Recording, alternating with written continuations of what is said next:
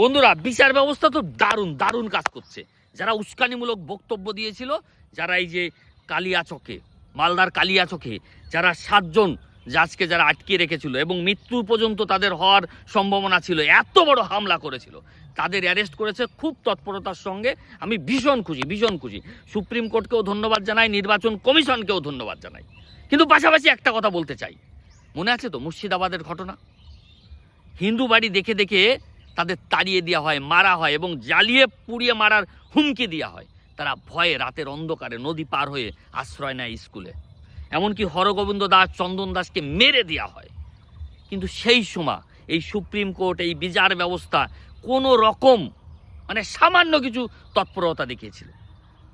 ভাই, আমি একটা কথা বলতে চাই, গরিব হলে কি মানুষ না তারা? এই নির্বাচনের পরে হাজার হাজার মানুষ মারা যায়, সে সময় তো দেখি না এই পুলিশ, এই আইনের তৎপরতা? সবার ক্ষেত্রে তৎপর হন এবং দেশকে, রাজ্যকে বাঁচান।